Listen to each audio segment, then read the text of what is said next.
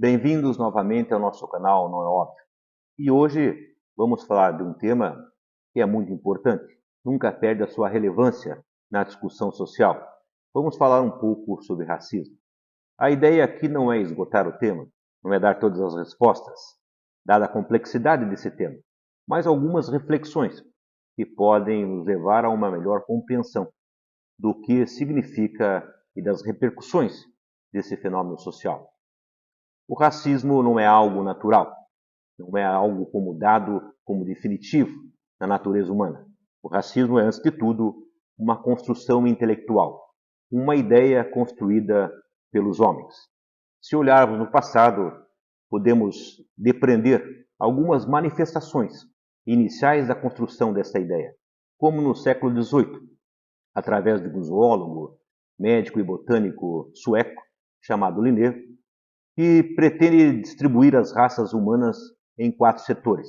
Para Linneu, os humanos seriam divididos entre a raça europeia, a raça americana, a raça africana e a raça asiática. Uma simples distribuição das raças humanas, dos agrupamentos humanos pelo mundo afora. Já também, na mesma época, no século XIX, outras tentativas surgem como a partir dos escritos de Blumenbach. Blumenbach escreve sobre as raças humanas a partir das cores, das tipificações das cores humanas.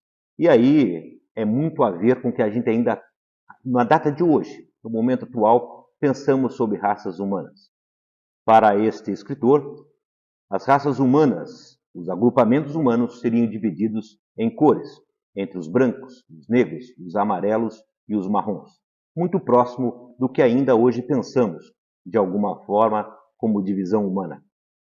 Naturalmente, essa percepção de raças humanas, essa construção desta ideia, chega à passagem do 19 para o 20.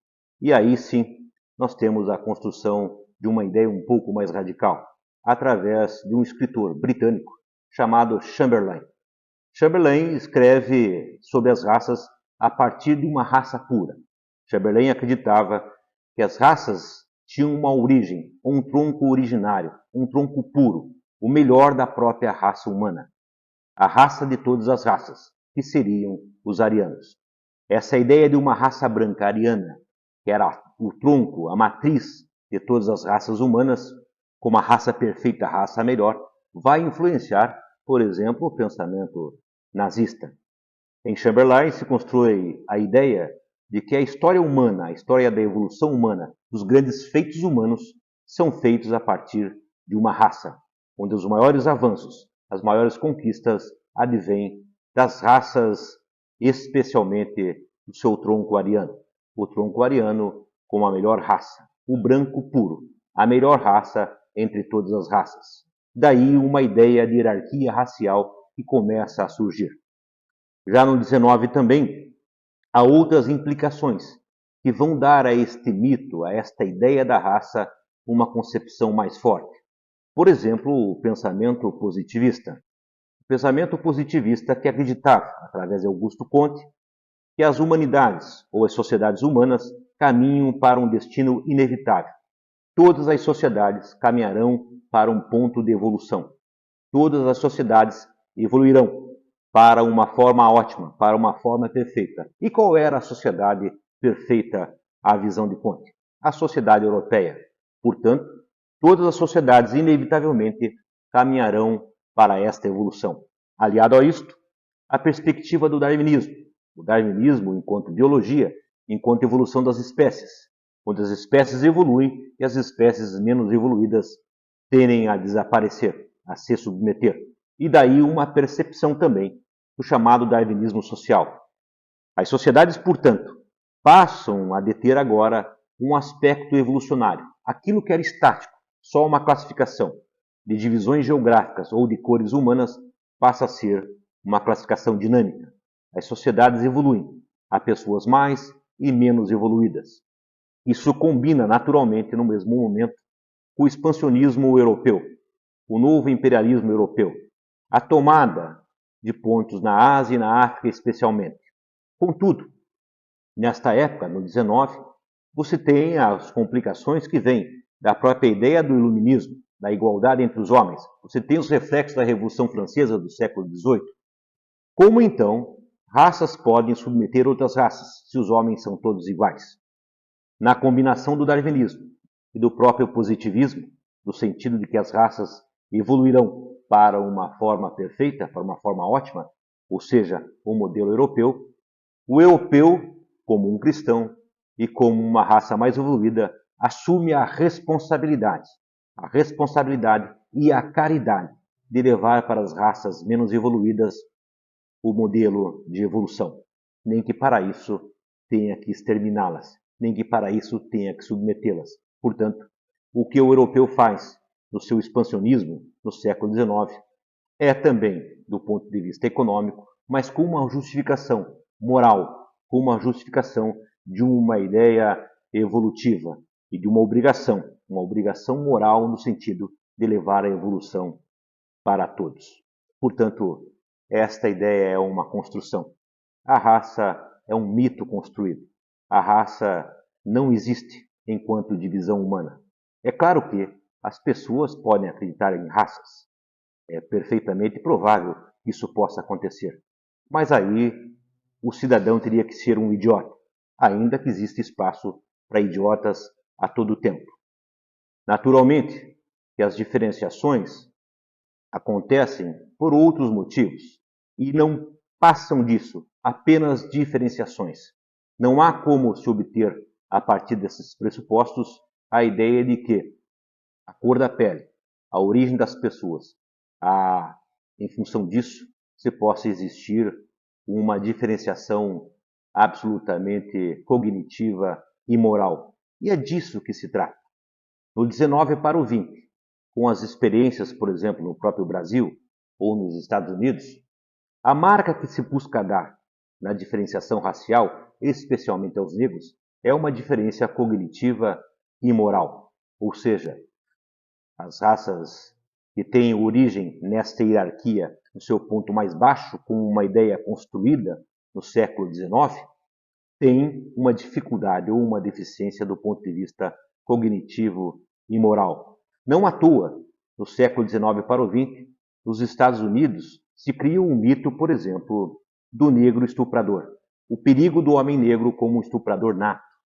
Aquele, em função de sua raça, nascia com a predisposição para o crime sexual. Uma construção feita nos Estados Unidos para negar aos negros o acesso aos direitos civis. A própria evolução no processo social americano, quando os negros atingem a capacidade de voto, toda a legislação americana que vem em seguida proibindo o exercício do próprio voto. As consequências, as histórias que vêm da própria escravidão americana. Por exemplo, o estupro como regra entre o senhor e os seus escravos. O tratamento, a percepção de que um ser humano pode ser equivalente a um animal, ao arado, à enxada, a um objeto ou a uma ferramenta. O Brasil não ficou longe disso. A nossa escravidão, ainda que não tenha as heranças escritas, as heranças positivadas de lei de segregação, como teve nos Estados Unidos ou na própria África do Sul, o nosso processo de escravidão não escapa desta lógica, da lógica de desumanizar outro ser humano, de equiparar outro ser humano ao objeto, ao animal, à posse, à propriedade. Aqui no Brasil, foram 300 anos de escravidão, mais de 300 anos de escravidão, 5 milhões de escravos. Estimam-se os historiadores que as Américas receberam quase 12 milhões de pessoas vindo da África para o serviço da escravidão. Desses 12 milhões, 10 milhões chegaram vivos nas Américas. Sim, 2 milhões de pessoas morreram no transporte.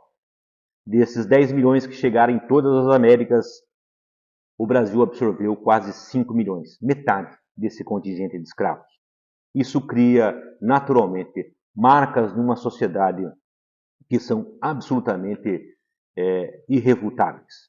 300 anos de escravidão, quase 5 milhões de pessoas escravizadas, uma lógica de abolição da escravatura que não inclui o negro no mercado de trabalho, não inclui o negro num processo de proteção social, não o integra efetivamente à sociedade como um ser detentor de direitos, não é efetivamente abarcado na sociedade brasileira com o devido respeito.